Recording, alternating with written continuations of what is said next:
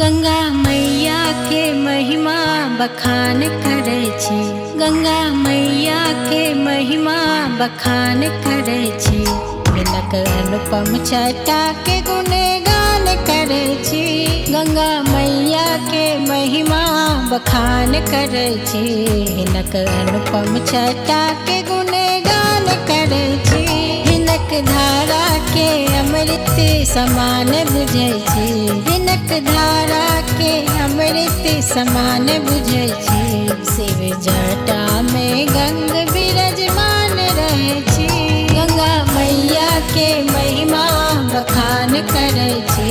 गंगा मैया के महिमा बखान करे छी।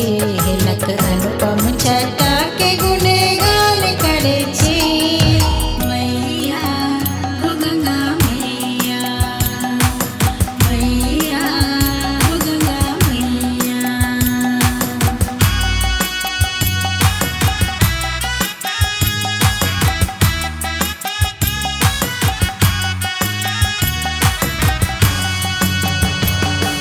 विष्णु के पद सोनिक सार गंगे पसरल चहु दिशि विमल तरंगे।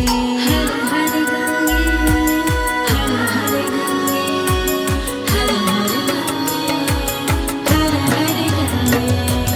विष्णु के पद सोनिक सार गंगे पसरल चहु दिशि विमल तरंगे। अति पावनी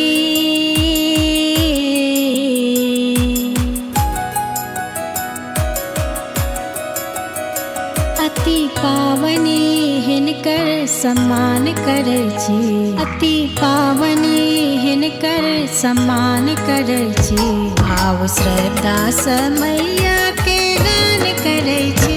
गंगा मैया के महिमा बखान करे छी। गंगा मैया के महिमा बखान करे छी। हिनक अनुपम छटा के गुणगान करे छी। मैया ओ गंगा मैया मैया ओ गंगा मैया।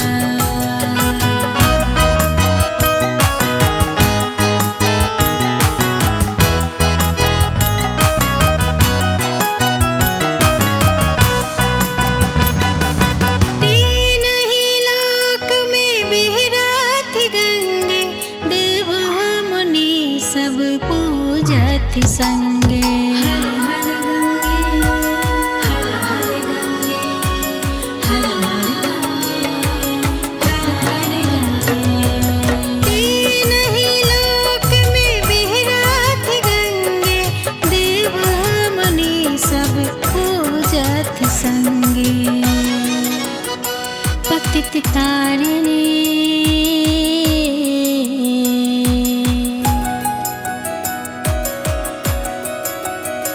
पतित तारिणी माँ जग के कल्याण करे छी। पतित तारिणी माँ जग के कल्याण करे छी। पाप संताप सबटा के त्राण करे छी। गंगा मैया के महिमा बखान करे छी। गंगा मैया के महिमा बखान करे छी। हिनक अनुपम छटा के गुणगान करे छी। मैया ओ गंगा मैया मैया ओ गंगा मैया।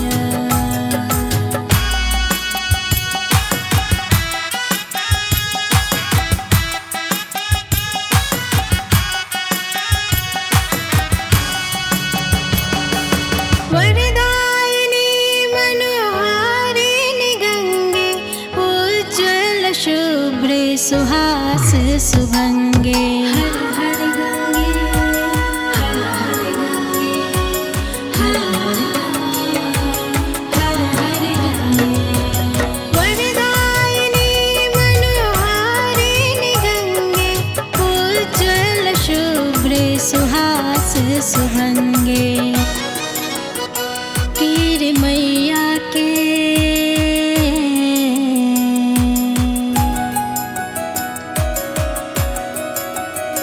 तीर मैया के तीर्थे समान बुझै छी, तीर मैया के तीर्थे समान बुझै छी। जलधारा के छुबते प्रणाम करै छी, गंगा मैया के महिमा बखान करै छी।